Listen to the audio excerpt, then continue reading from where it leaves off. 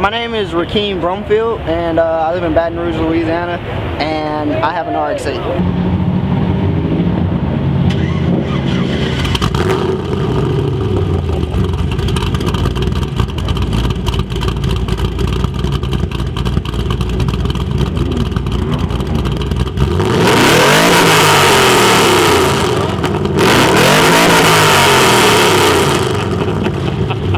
What's different about this RX-8?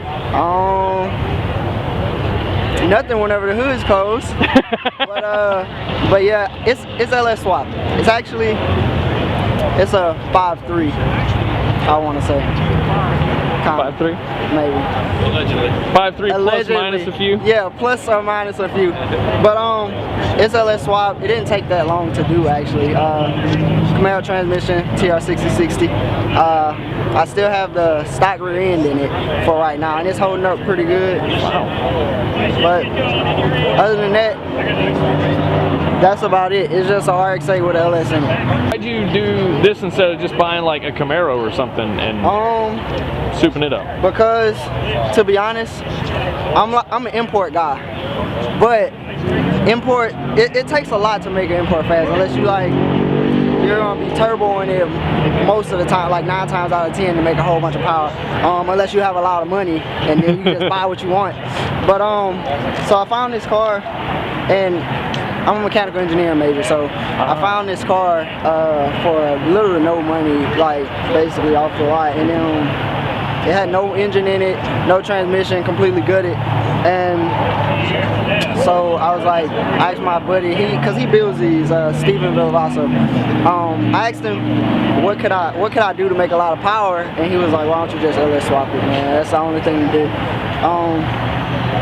And we went from there. It didn't take us long at all. What is it actually like to have?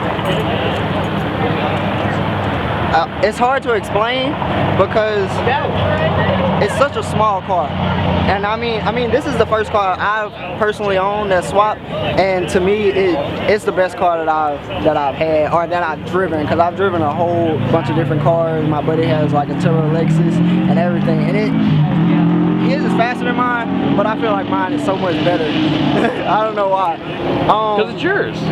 Yeah, and then like with the torque from the LS block, it just wakes the car up so much that you have there's nothing you could do that's gonna be like, oh my god, I've done that already, you know? And then a lot of people are like, well, if you're gonna LS swap the RX-8, then you're gonna like sacrifice handling and all this kind of stuff. You're not gonna be able to take corners, and I can take corners at like 90 to 100 miles per hour, and the only suspension work I have is BC racing coilovers, and that's it.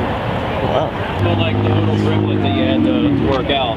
Well, speaking of that, it was tough starting off because of like the wiring issues. That was one of the biggest things. Like you would get somewhere and like one of the wires will like, you'll have to rewire something, or you'll have to cut and splice something here because starting off you don't know where to start. Well, I didn't, at least. My buddy, he was like, well, let's throw it in. The only thing we knew that we had to have was engine mounts and transmission mount. And whenever we got everything together, like the block, transmission, everything held up well. There's no problems out of there. It was just wiring for the most part. But it's all cleared out now. It runs smooth. I drive it every single day, every day, back and forth to work, back and forth to class, everywhere. Which is that's LS dependability. I mean, I don't think you could pull that off with an RX nearly as easily. And a regular rotary, I mean. No, especially over. Yeah, that's what I was just about to say. Not whenever your miles get up. It's gonna just keep some Apex seals in your back seat and you're good. Okay, so clearly this isn't done. Oh. What's okay? Without giving too much away, what is dream modification? What is the end of this project going to look like? To be honest, there's probably never going to be an end. Like, it's always something every single day. Like, I got stuff done this week actually, before coming out here, just because I want to be out here at Cars and Coffee for the most part, and then boost nights tonight, and that's gonna be that's where the fun is. As far as mods, in the future, there's a lot of stuff to come. I don't want to give too much away. I mean, if people want to see it or they want to follow me, you can follow my Instagram, and then that basically tells the whole story. My Instagram is matrix_LS_RX8, so MATRIX_LS_RX8. I'll put it like right in the video, like right here, and I'll put it in the description. And okay, stuff. cool. Y'all follow me. Oh yeah, my buddy Steven Villavaso. He builds these, right? So if anybody needs to contact him, you could, like I said, follow my Instagram. You could get in touch with me, and he can answer any question, or I can personally answer any question because I know a lot about it also. And we can get you set up. If you want an RX-8 that's gonna be fast.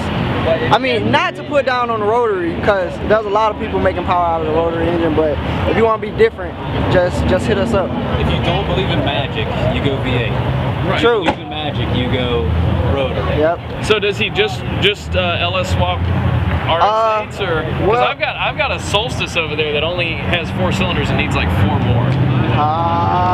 See, his passion is RX-8s. Oh, okay. Yeah, he can do anything basically. I call him the mad scientist because he can do anything. But his passion is RX-8s, and we have some stuff in the works, man. Y'all just stay tuned. So speaking about this car, what is your favorite thing? Favorite thing? Honest, can I say my least favorite? You can Sure. do both, yeah. Okay, well, least favorite is the technology aspect of it, just because like on the inside of it, actually, like it's 04, they didn't really have like, you know, in-dashes and all that stuff, and I don't want to go with an in-dash because I want it to look as stock as possible. Like all the interior is stock. You can, I don't know if you want to pan in there or not, but everything is stock. And I want to say the thing that I like the most is the torque, probably. Just easing on it, like with the 6-speed, I don't even have to get on the gas, and it just starts rolling by itself. You know what I'm saying? So whenever I get on it, it hits you and it pushes you back in the seat. Everybody, like, reactions from passengers is the best.